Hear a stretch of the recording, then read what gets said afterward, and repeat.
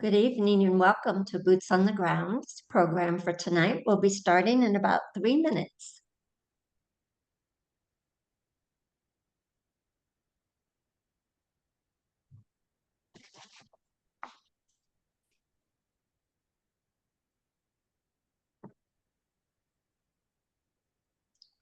While we're waiting, if you would put in the chat your name and where you're calling from. Tonight we'll be using the Q&A function on your computer to post questions. Please don't post questions in the chat.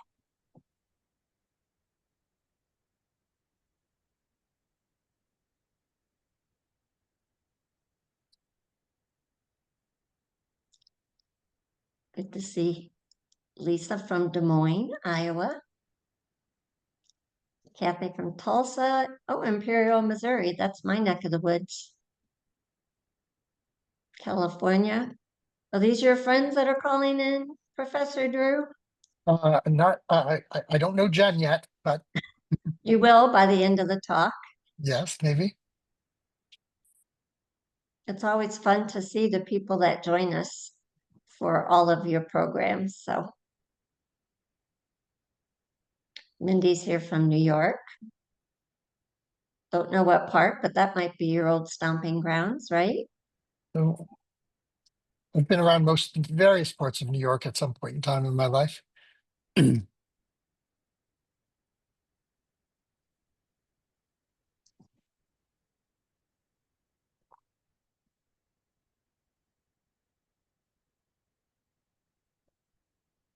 Tupelo. I know Westchester well.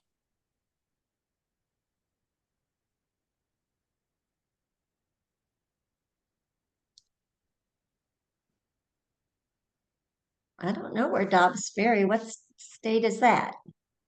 It's in New York. Okay.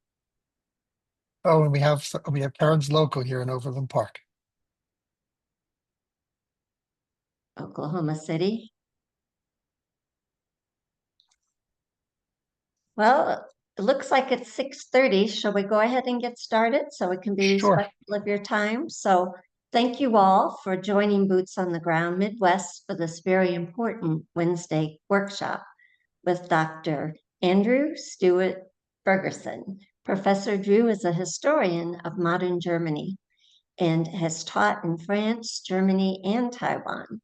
He's an acclaimed author and has been speaking with us in prior workshops about ordinary Germans in extraordinary times. I'd like to share this quote with you to get us started. I thought it was from JFK, but Professor Drew corrected me. It's from George Santania. Is that how you say it? Yes, of course. And thank you for that. And also, Churchill took credit for it too. But the quote is, those who cannot remember the past are condemned to repeat it. So that pretty much sets the tone for what we're talking about tonight.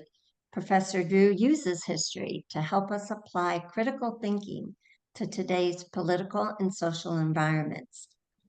He'll also share safeguards that have been put in place dating back to, I think, 1945. Dr. Bergerson, welcome back to Boots on the Ground Midwest. Thank you for having me.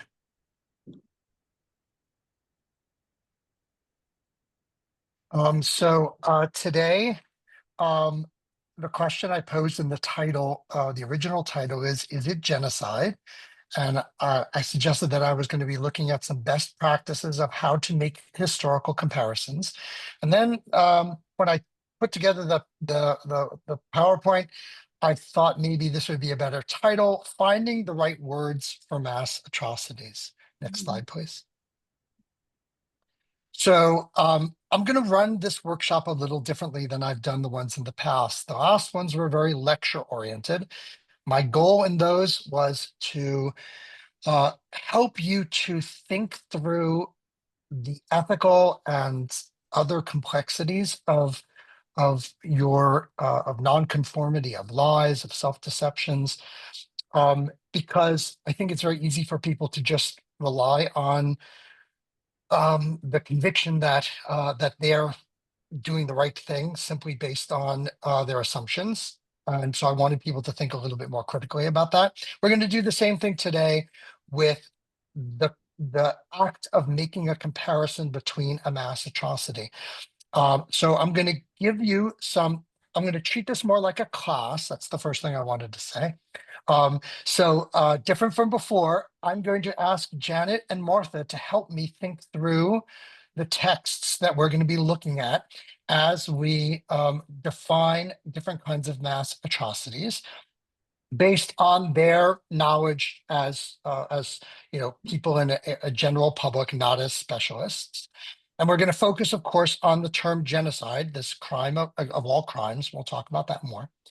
The goal here is to help all of you think as scholars. Janet said it very nicely.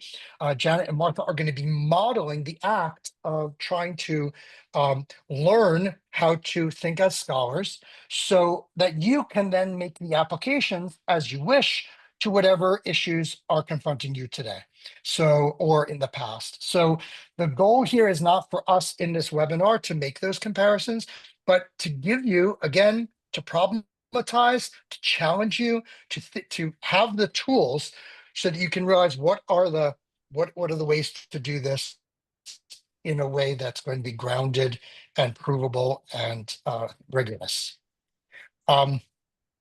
Next slide, please. So let's give a few warnings here right up front. Many of us have strong opinions about mass atrocities that are currently taking place, that have happened recently, that have happened in the past.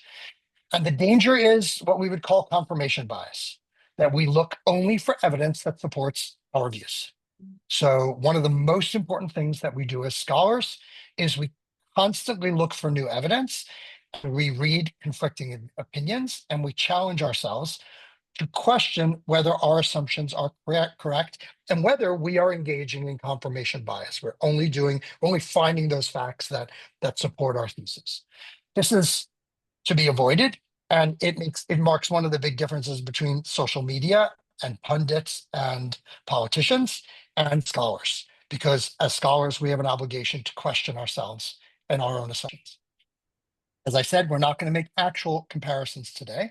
I want to, like if I was in a classroom with undergraduate students or graduate students, I want you to have the tools to make those analyses yourself and to think about what are the potential roadblocks, stumbling blocks, etc. But at the same time, I hope you're going to leave this webinar empowered or excited or interested in taking action in your own everyday life and thinking about how I can use these tools. So let's start with the question of why we do this. So as I often say to my students, we always are making comparisons. When I use the word like Hitler is a dictator, I am implicitly comparing him to other dictators. So language is comparative, thinking, our brains are comparative. We are always constantly, by the choice of the words we use, we're actually relating one phenomenon to another. But there are much more fundamental reasons why we should, as historians, make historical comparisons. One reason that I've read in the scholarship is, and I agree with it, historians who are studying genocide do not want to engage in a repeatable experiment, right? So if we're testing a physical law about, gravity or about electricity or something like that, we would conduct the experiment multiple times to make sure, under different conditions, to make sure that it's correct. The last thing we want to do is conduct genocide again in order to test whether the conditions are correct. So in order to get something close to repeatable experiments, a scholar can use different instances of genocide or other mass atrocities that have already taken place and compare them. And what that does is it denormalizes them. It takes them out of their specific historical context and helps you look at, well, what are the essential features of that phenomenon rather than the circumstantial ones. So there are real benefits of making historical comparisons that justify this act. Next slide, please. So how do we do it? Well, the big dig here is what a social media figure way back, I believe was in the 1990s, already identified. It's called reductio ad Hitlerum. This the man's name is escaping me at the moment, but he observed way back when social media was just beginning that if you engage in a conversation about any topic, at some point in time, someone's going to make a comparison to Hitler. So reduction of any phenomenon to Hitler. So the way we countermand that is we ask, is the comparison appropriate? Are we doing it? Are we just making it to make it? Is it just the tendency that we always bring Hitler into any conversation about anything bad happening in the world because he's the model of evil in our society and our culture? Or are we making appropriate comparisons? Are we comparing apples and apples or apples and oranges? Or worse, apples and wrenches or something. The second principle of a good historical comparison would be that it is factually accurate and well informed. Most discussions on social media these days, when people make comparisons, are not very well informed, or they're only giving you a small amount of evidence. And again, one of the responsibilities of a scholar is to look at all the available evidence and to make sure that it is completely covering the topic before we come to conclusions. This is why social media is so difficult, because it only allows you a very small amount of time to think through a problem, when really we need to be spending more time and digging deeper before we come to our conclusions. My third principle, again, these are principles that I'm getting from the scholarship on historical comparisons. We need to be dispassionate. We need to look at the evidence without an agenda, and we need to think about our own subjective agendas that might influence the way that our interpretations are being developed. Again, not something you see these days among pundits or among politicians or among social media activists. That kind of rigorous criticism, self-criticism of our own agendas. Some other words I would use, adjectives I would use to describe scholarly comparisons would be they are serious, as opposed to just flippant, just off the cuff.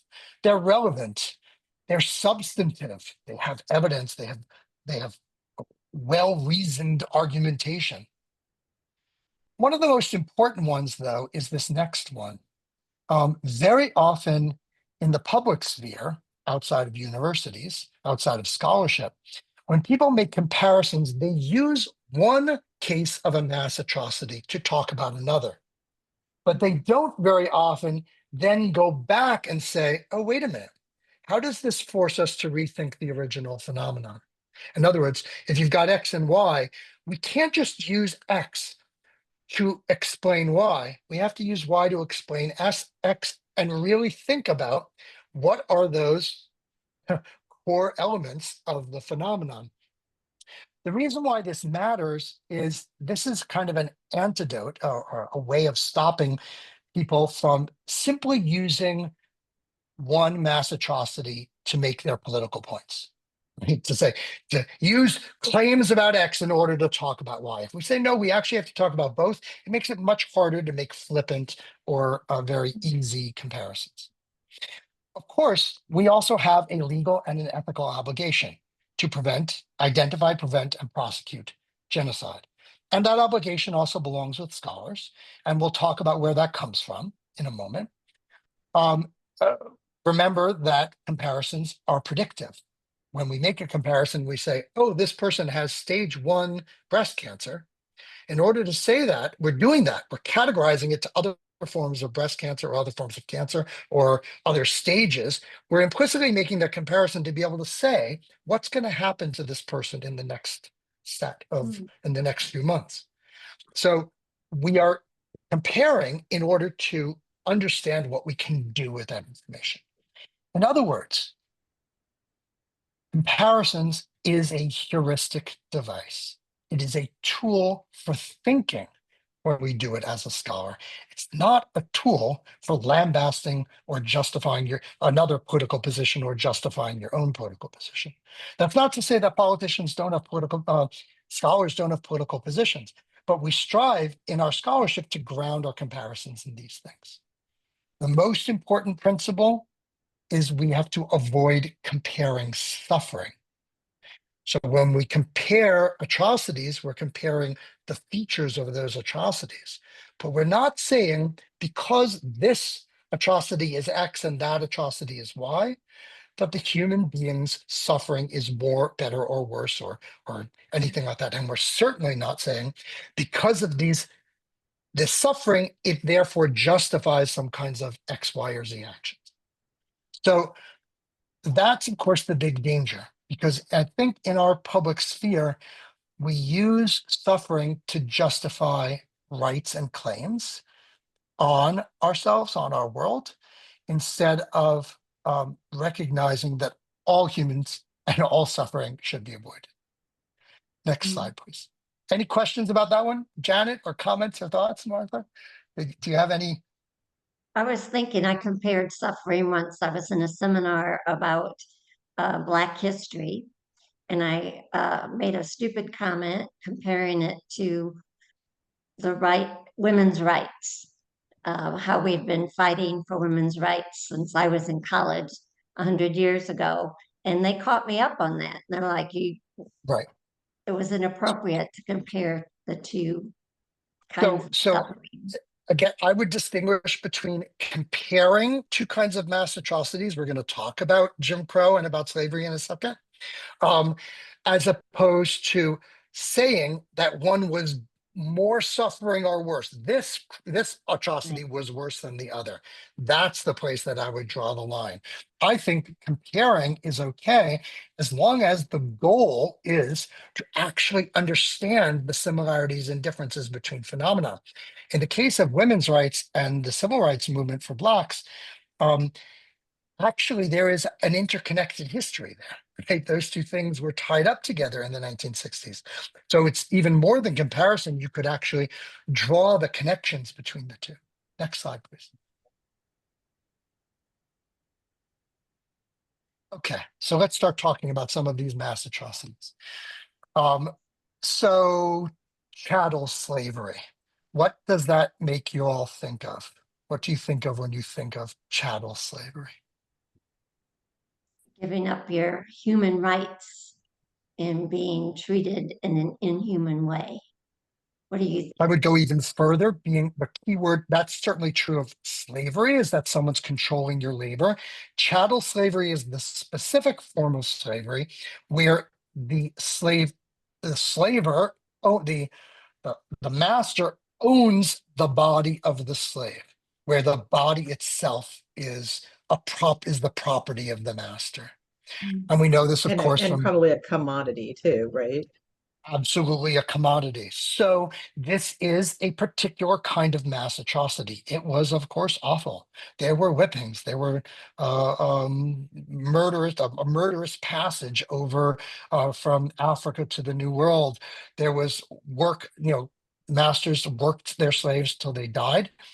But there was also this weird dynamic that the slave was the property of the owner, which made them into an investment, which created a different and unique dynamic to this particular mass atrocity. How about apartheid in South Africa or Jim Crow in the American South?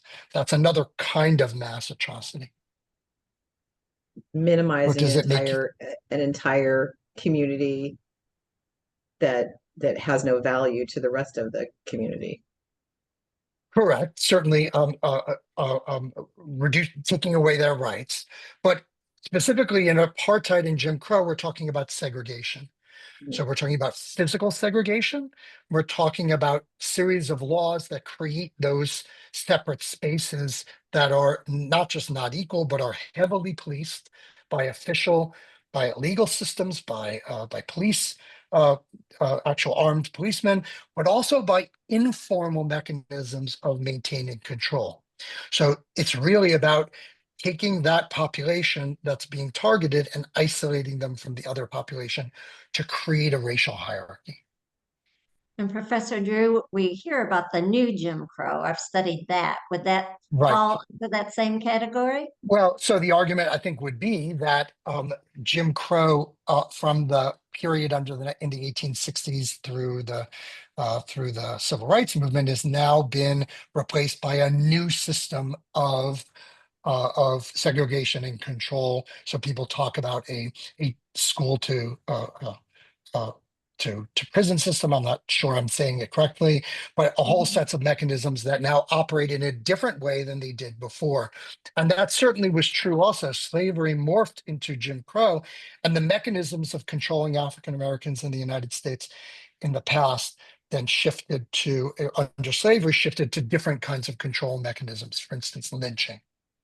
How about settler colonialism? What does that word refer to in your This mind? one's yours, Martha.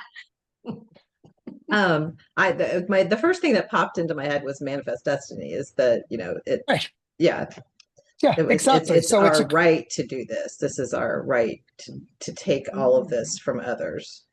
so the next two terms are going to blend a little bit complexly. So let me clarify them. So Okay. colonization just means when one population who is not indigenous to a territory settles in a territory where there is an indigenous population, and they set up their own communities and their own political systems, etc. That is settler colonialism. There are other forms of colonialism. Um, For instance, the French, when they settled here in Kansas City, they set up a trading post, and they weren't creating their own communities as much as trading with Native Americans. So there are trade empires that are colonial in structure, and then there are settler versions of colonial empires. So that's what settler colonialism means, simply in a kind of abstract way. The specific version that we talk about since the 1990s of this, or a close overlap with settler colonialism, is called ethnic cleansing. This arose after during the Yugoslavian Civil War of the 1990s, where we saw governments and paramilitary organizations trying to remove entire populations from specific territories. So that kind of fits your example, Martha, also of moving populations. The image I have here for you is a map of the Indian removals from the southern United States and the East Coast to Oklahoma. So those are examples of ethnic cleansing, because it's saying this entire ethnic group is being removed from a territory. And then, of course, we have mass murder. And mass murder is kind of one of the bigger categories. It's just the killing of lots of people as opposed to targeting individuals. The biggest category of all is a mass atrocity. All of these things are mass atrocities, but you can see finding the right word to describe it matters. If we're going to make the moment we choose to call something like chattel slavery, like apartheid, like settler colonialism, like ethnic cleansing, like mass murder, we're making a comparison to these other historical examples. We have a question.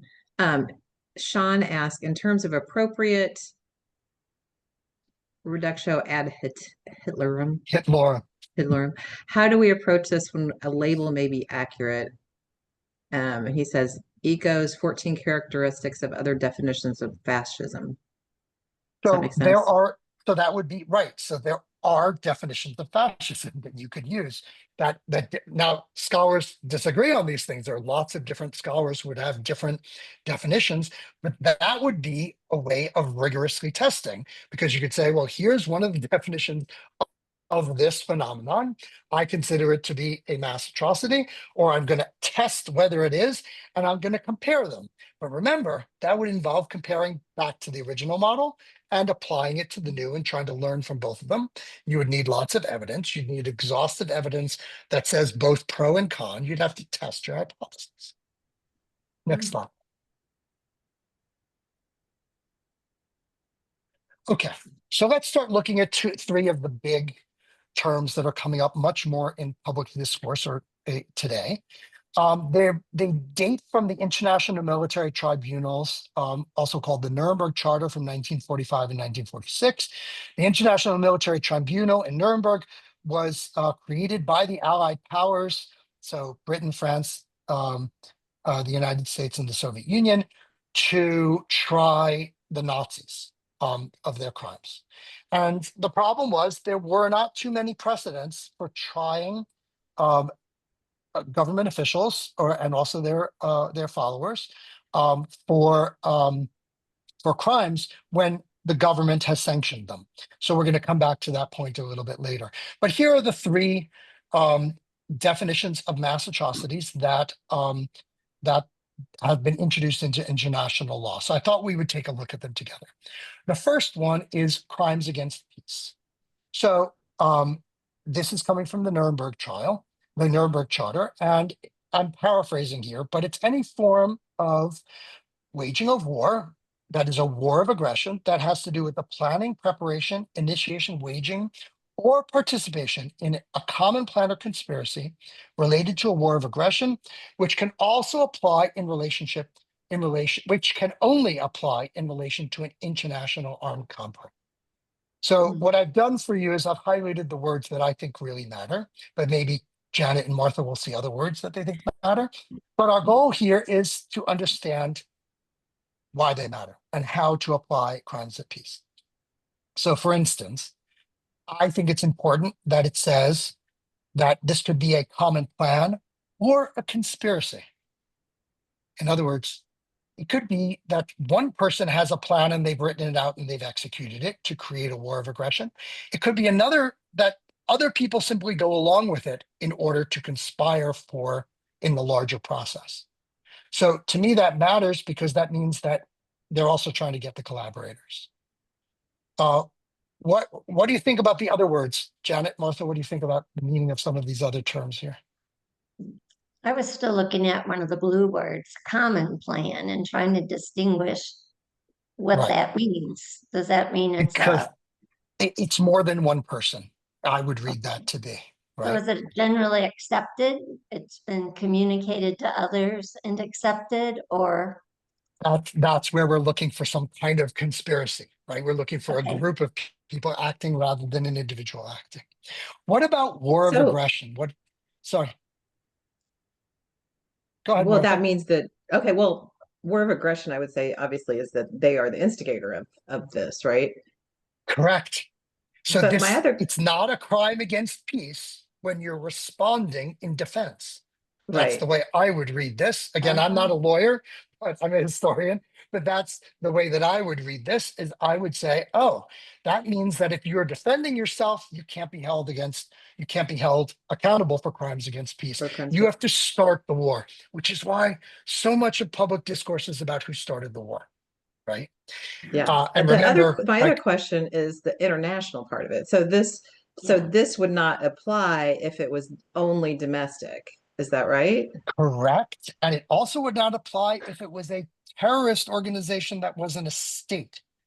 If it's not two Oh, nations, that's the way I would read this text. okay. Again, Okay. not a lawyer, but if we're looking at what the intent is, I think it would be very easy to avoid. You would try to say, well, but this is not, I'm not fighting another nation, right? I'm not doing it Okay. domestically, and I'm not fighting another state. So, but with the war of aggression, I just want to point out that when Hitler started World War II, he invented an attack on his country um, in the town of Gleiwitz, an attack on a radio station to justify attacking Poland. Okay, war crimes. The next, this one actually has a much longer history in legal precedent, going back to the Geneva Conventions before. And this is the idea that there are certain limits on what you can do during a war. You can't use every weapon at your disposal. Some violations of the rule of war that exist today. You can't use chemical weapons. You can't use sexual violence as a tool of war. You can't pillage or conscript children or engage in the unnecessary destruction of civilian property. That's a big one. And here I should have probably blue highlighted the unnecessary, right? Because Mhm. where's the boundary between necessary and unnecessary destruction of Right. civilian property? Again, intentional killing of civilians, again, another a word where scholars would then have to debate the details. The taking of hostages is a war crime, and flouting proportionality or military necessity. What does that Proportion, mean? yeah, proportionality is the notion that it is legitimate for a military in combat to respond to resistance with proportional action. So if you're fighting an enemy and there's some kind of fight, there's some kind of attack on your soldiers, you're allowed to respond proportionately. And there are certain principles that are about. I don't actually know the details of all of this, but it's a fascinating subject. A military scientist or a legal historian would be better for all of that. But I think what I'm trying to show is that war crimes are a certain kind of mass atrocity, right? This is specific to these kinds of acts. I'm sure that there are more that could be listed, but determining whether this applies would be based on the legal precedents of that war crime. And that Any doesn't question? include the word international. I was Uh, just going to ask that. um, so I think illegal here again. Not I can't speak Not a here lawyer. authoritatively, but I think that legal scholars would distinguish between civilians and military personnel. So, and so the category of what did President Obama call them? Um, combatant, unaffiliated combatants, or he came up with a new category after 9/11 for people who were not in a military category and not in a civilian Hmm. category. And that creates squishy room when it comes to war crimes. I'm not, maybe one of the members of our audience knows the proper term for it. I'm not thinking of it. So, The Professor last, Drew, sorry, when you're talking about the Geneva Conventions, their nations agreed to this, but who correct. enforces it? Is it NATO The or who? United Nations, this is international law, it's not NATO. But we're going to get to the question about who has to report in a moment. Let's get to crimes against humanity because we haven't even gotten to genocide yet. Okay. So crimes against humanity are the broadest category, and this is the one that's the most interesting because it actually encompasses most of the time, many times when people use the word genocide, what they're really talking about is crimes against humanity. Murder, extermination, enslavement, deportation, and other inhumane acts committed against the civilian population before or during a war, or persecutions on political, racial, or religious grounds, in execution of or in connection with any crime within the jurisdiction of the tribunal, whether or not it's a violation of domestic law of the country where perpetrated. So this one's a little complicated. What I want to point out here is, first of all, it's a whole range of inhumane acts that are much broader in scope. It could be things that are taking place before or during a war, but it has to be connected to either crimes of peace or war crimes. That's the way I read the statute. So even though it could happen beforehand, it has to then be connected to these other things. And this is where crimes against humanity get squishy, because if I say I'm fighting a defensive war, then if I'm defending Oops. myself, then it becomes then is it still a crime against humanity to engage in those practices? So that's where this is where these laws become. I think there are lots more precedents here. Again, I'm not a historian, does all this as a main area of my focus. What I do with my students is encourage them to look at the text and think it through for themselves. We could go to the next slide. So here's where I would like to talk about genocide. 1948, 1951, genocide is created by the United Nations with the support of the General Assembly to address, to try to avoid similar kinds of crimes as both the Holocaust and the Armenian genocide. Next slide, please. So here's the text, and this is now the earlier text was a lot of paraphrases. Here's the actual text that I want you to look at. So in Article 1, it says, it defines genocide whether it is committed in times of peace or in times of war, is a crime under international law in which the contracting parties undertake to prevent and to punish. So why does it matter now, to address your question from before, that we're now saying not only are we going to punish it, we have to prevent it?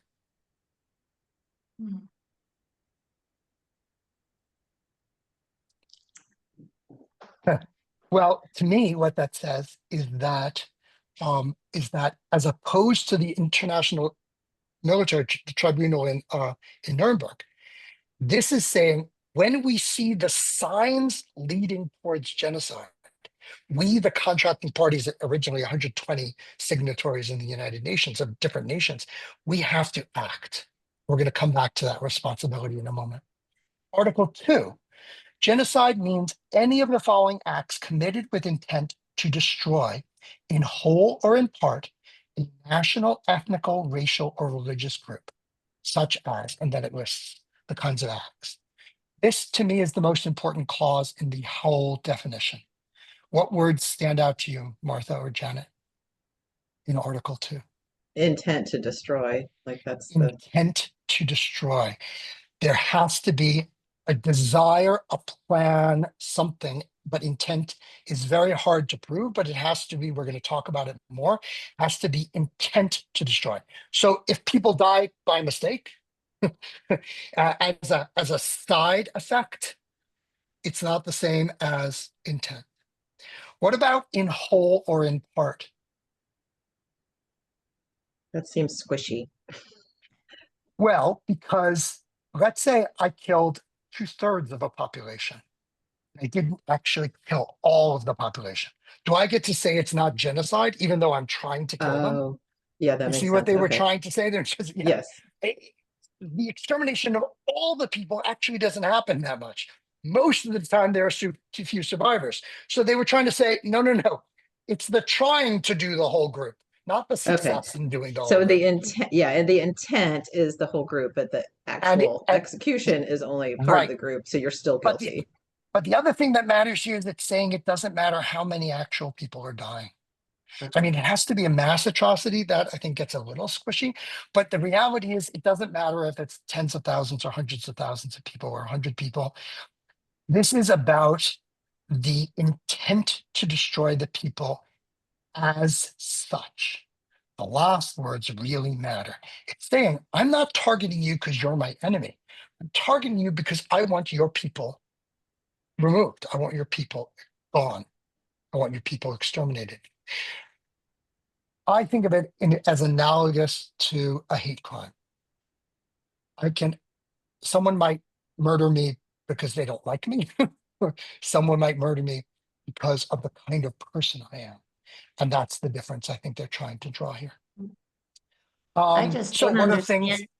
I'm sorry. I don't go understand ahead. how anybody on the outside can determine intent unless these things happen, right? Well, intent is usually evaluated based on, well, I wrote a manifesto where I said I hate you. So Adolf Hitler wrote Mein Kampf and he said Jews are like rats. So that's a good intent, right? So if we're looking for intent, we look for things people have said or done. That tends to be a measure of intent. Well, we're going to get to this in a little bit more. We're going to come back to that topic in a moment. So what things are we talking about? Killing members of the group, bodily or mental harm. I like letter C, inflicting on the group conditions of life calculated to bring about its physical destruction in whole or in part.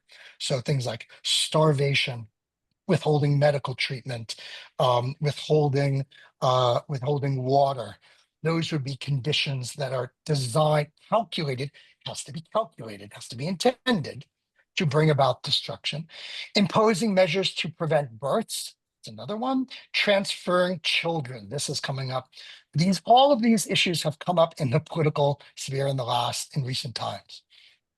Notice Article 3 says it's not just genocide that we can publish, but it's conspiracy, incitement, attempt, and complicity. All of those things are punishable. And remember, over 100, 120, many more countries have signed this agreement, and so they have an obligation to prosecute. Article 4, notice this one's a really big one too, that they can punish not only the rulers, not only the officials who are following the instructions of the rulers, so they can't say I was just following orders, but also private individuals. And of course, the person who prosecutes it, the way it gets tried is the International Court of Justice. Any questions or thoughts so far? I have a question about when you talk about the number of countries that have signed on to this. Have any pulled out and said they're no longer interested in enforcing this?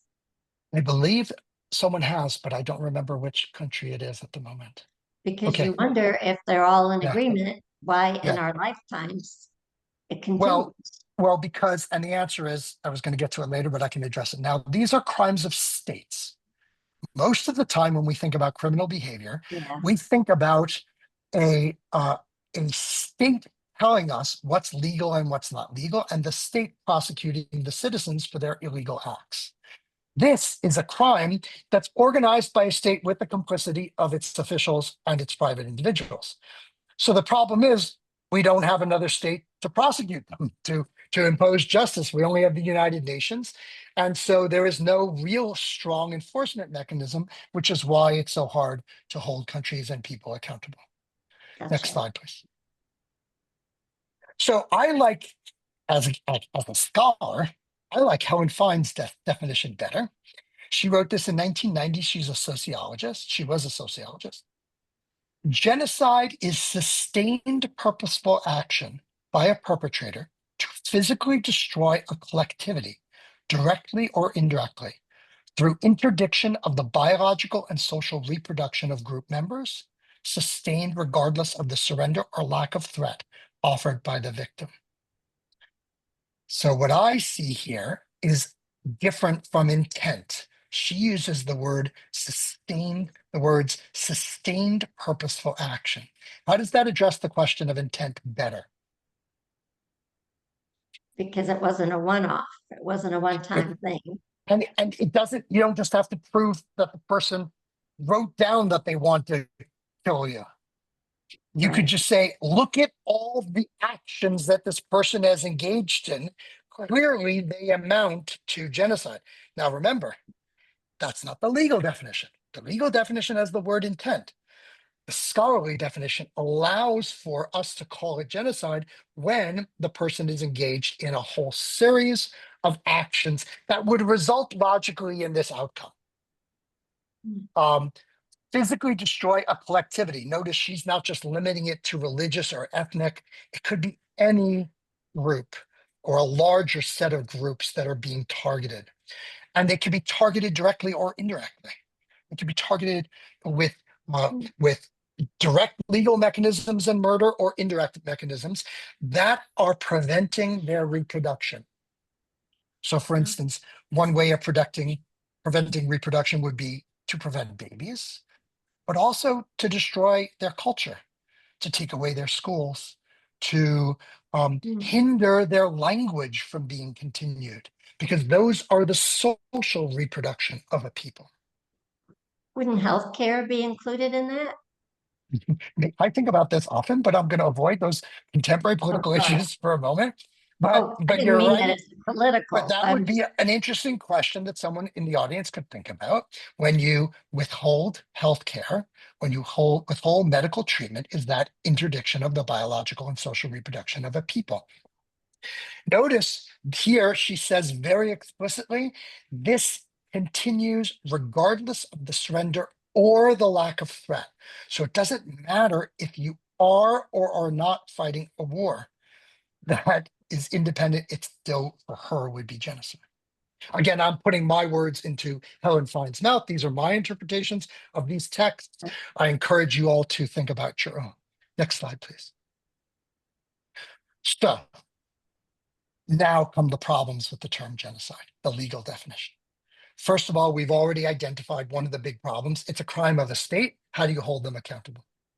Number two, there are all sorts of ways that you can destroy a people that don't seem to fall under the genocide definition. destroying their culture was actually, recent scholars have shown that it was pretty explicitly removed from um, the genocide definition. In other words, taking away someone's language or forcing them to assimilate to a majority culture would not fall under the legal definition, but we as scholars would say that that's still destroying the people's ability to reproduce themselves, to maintain their culture. Politicides. So there have been acts of governments where they kill many, many people, mass atrocities because of their political beliefs, not covered under the legal definition. Gendercide, where you're targeting women or men as women or men.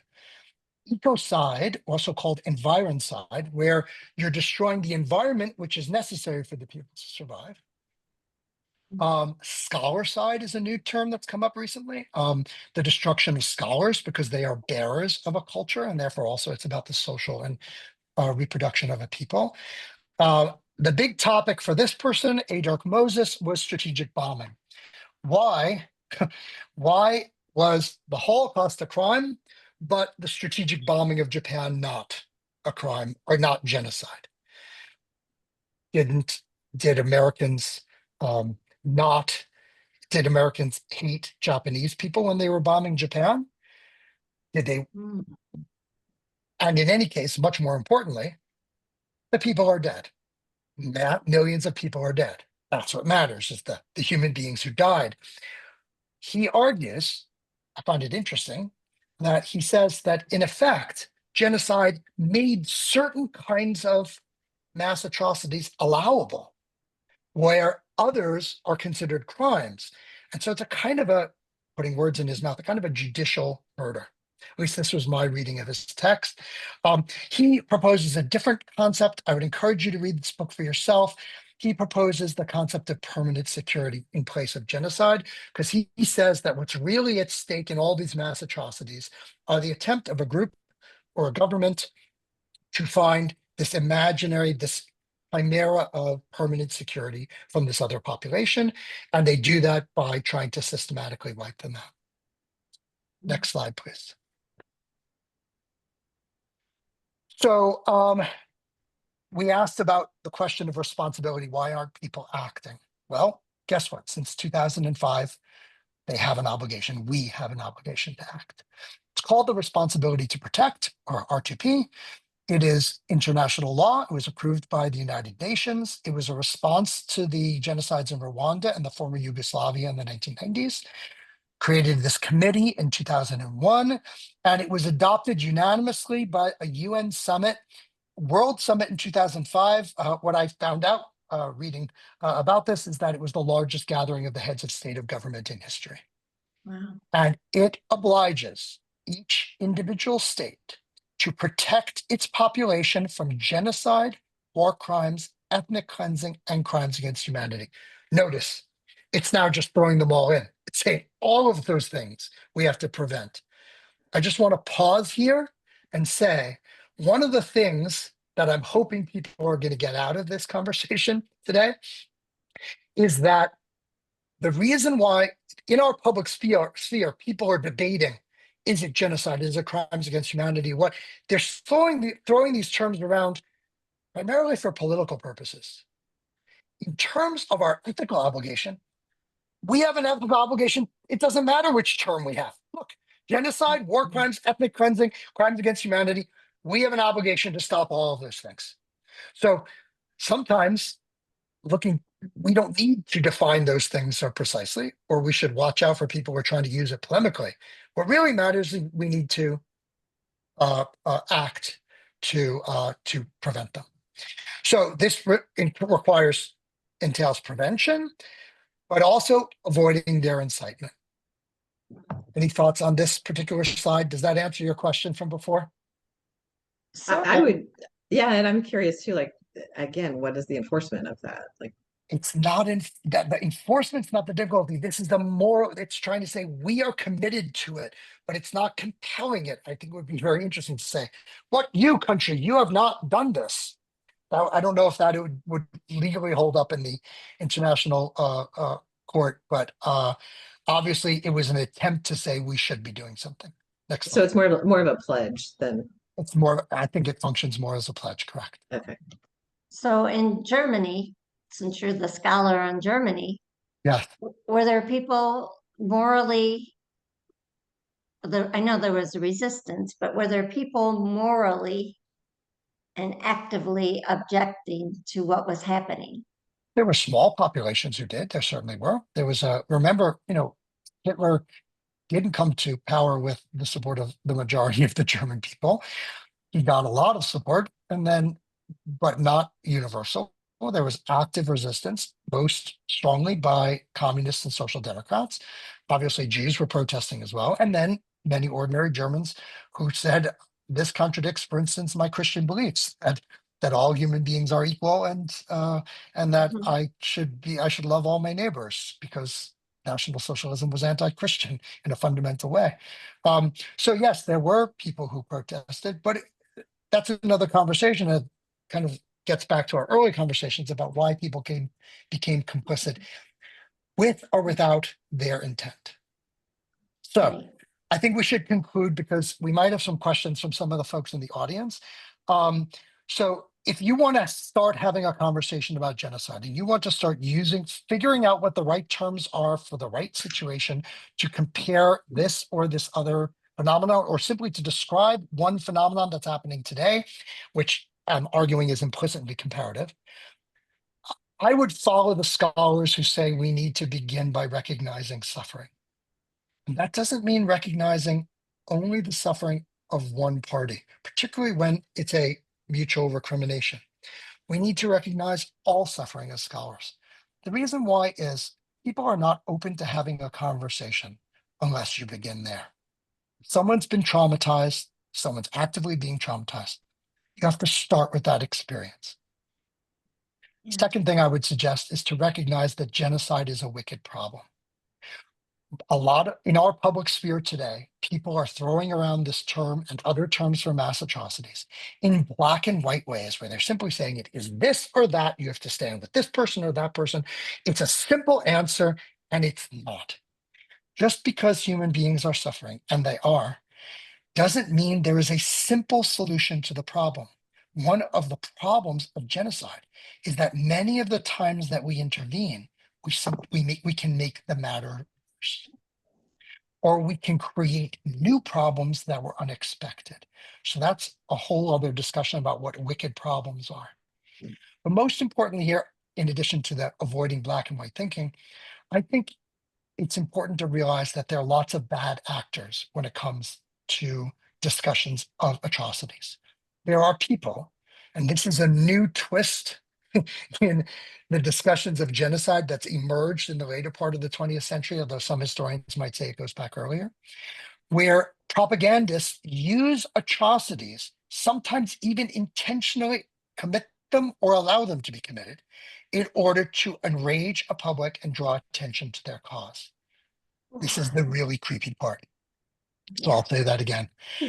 There are circumstances where perpetrators of genocide will want to create or allow atrocities to be created so that they can manipulate emotion. And the answer here comes from what I would call realpolitik, the politics of realism from the 19th century. Focus on policies, focus on actually finding peace, focus on actually finding solutions to these wicked problems, rather than buying into the rage.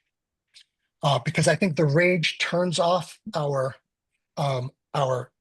thinking brain and gets us into our emotional brain. We want to look at not only intent, but those systems that Helen Fine was talking about. I call them structures. We have to recognize that there are many asymmetries in genocides. It's not just between victims and perpetrators. Very often, there are complicated unevennesses between the participants that need to be critically analyzed. As scholars, we should begin by recognizing our own position and our own roles. So, for instance, I'm Jewish American. I have to think about how do my positions, my concerns affect my ability to analyze and interpret evidence? When is that position influencing my interpretations? But Yeah. bottom line, we have to remember that all human beings have a right to peace and security. And that means truly all, the perpetrators and the victims, they all deserve Mm. peace and security. So my final thought for my audience is to think about what I've tried to do here today. I've tried to avoid telling you what to think about particular genocides. I've given you my reading of texts about how I think about it and how I help students to think about it. And my job, I think, as an educator, uh, not only within my university, but also as a citizen who's thought about this a lot outside of my university, as a person who's as an individual, a private individual who's very concerned with mass atrocities, is to encourage people to think for themselves about these things. But I really would love it if we thought a little bit more as scholars, so that we could get to solutions rather than simply making situations worse. Oh, you've Okay, given us so much to think about, and you had mentioned the role that we didn't use the term civil discourse, but we're on social media throwing these terms around, probably through a lot of emotion rather than correct. facts. Uh, Right, I wish we had a set of rules like this or a set of guidelines like this to right, guide right. our discussions and But comments. don't get me wrong. Scholars, me included, probably have gotten this wrong at times. We have overstepped or we've not engaged in our best practices. That's why we call them best practices. And that's why a scholar has to constantly say, oh, wait a minute. I got that wrong. Either the way I did it or the conclusion that I came to or the ignoring the evidence. That's our job as scholars. I do wish that was something that happened more in the public sphere where people would look at their own assumptions, but I don't think that's the way the terms for mass atrocity are used in most circumstances. I think they're used for political purposes to convince people to engage in certain kinds of policies. Now it's interesting. Kevin posted in the chat. I just see, that he said, "I can't get past the intent to destroy. Public debate needs precision, but our host emphasized that all these crimes demand action." Kevin, I feel like you just hit on the conundrum because we need to act. We have a responsibility to protect, but at the same time, we need precision in our debates. And sometimes it takes time to figure out what's going on. The people who are suffering don't have time. They see it as urgent and necessary. And Yeah. what's interesting about many wicked problems is that we jump to act, and sometimes the way we act can undermine the long-term viability of a solution. So that's what I mean by making it wicked, is that we have to balance those things and figuring out the right way to solve the problem. I'll say it the other way. If genocide was an easy fix, we would have fixed it. Mm, It's difficult to solve because it's very complicated. mm. Nonetheless, Kevin's right. We have to do something. There's a question that I don't quite understand from Mick Robertson. If there's such a Okay. thing as rapture, end time, whatever it is that a genocide? A rapture. Um, I sorry, think I that's don't. more of a Christian based term of the end times. That is an end time argument, correct? That is a principle of certain kinds of Christian belief in the United States in the last, I think, few decades. Um, I I don't think that if you believe that God is ordaining the murder of people, I don't think that has anything to do with genocide because that's a divine action. Genocide solely concerned with what human beings do. Thank you for that answer. What about when these atrocities happened in a historical framework? Did people give up on legitimate politics? Do you? So yeah, that's one of the arguments that I made. I was trying, it's a subtle argument in all of my scholarship. I am interested in the way that ordinary people imagine themselves to be ordinary, by which I mean people imagine themselves to be powerless in these situations because solving the problem seems so overwhelming. There's such horror, there's such trauma going on. There are many ways, psychological, social, cultural, that we imagine ourselves that, oh, the politicians are taking care of this, or the activists are taking care of this. And that's a danger of any kind of situation because if we don't take care of it, no one's going to take care of it, right? It's mob mentality, or someone's going to solve that problem, and then the person who's suffering is left dying on the street. So I think we need to, I know your organization is interested in things like collective action and ways that we can influence politics, and I'll leave that to you guys to discuss. But the danger is that we imagine ourselves to be powerless. And what's interesting about responsibility to protect is that it says, no, it really is up to us to do something about it. It's not just up to our governments to intercede, it's up to ordinary citizens. And remember, it lumps all of those different crimes together. So it allows us to say, it doesn't matter whether it's war crimes or crimes against humanity of genocide. Don't get lost in those debates. Focus on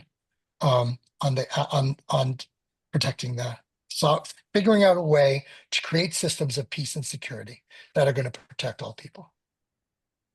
And So Martha, I guess I think just that's contradicted myself. I just spent the whole lecture trying to say we should be thinking more precisely, which I do think we should be choosing our words. Words matter, and how we use words matter. I want you to do that. I want my audience to do that. I want you to look at these texts yourself and decide which is the right word for the right situation. On the other hand, when it comes to acting, what matters is that we think about peace and security for all people. I think that's the perfect thought to end on, the perfect charge to end on. And I thank you so much, Professor Drew. And again, these Wednesday workshops are recorded and they're available on our YouTube channel. We encourage you to follow on our YouTube channel. And another thought, we're a self-funded organization, but we do have costs and expenses. So if you would like to help support us, please do. We're working to support democracy, to preserve a good life for all. Please consider a donation. Go to our website or here on our QR code. Martha, do you have any other closing thoughts besides what a wonderful program this is and how great Professor Drew is? Professor Drew just continues to be amazing. If you would like to see more from him, I would highly encourage you to go to the YouTube channel because we have 3 other presentations from him, and they're all equally as challenging intellectually. So I would definitely push you to do that. And thank you all for being here. And Professor Drew, thank you again. And I believe we have one more we forced you to commit to coming up, don't we? In October. So I we're would be looking. happy to continue the Okay. conversation. Okay, Sure. that would be great. So thank you all very much. Yes, thank you. And good night. We'll see you next week when we talk about Social Security. Good night. Good night, Good night. everybody.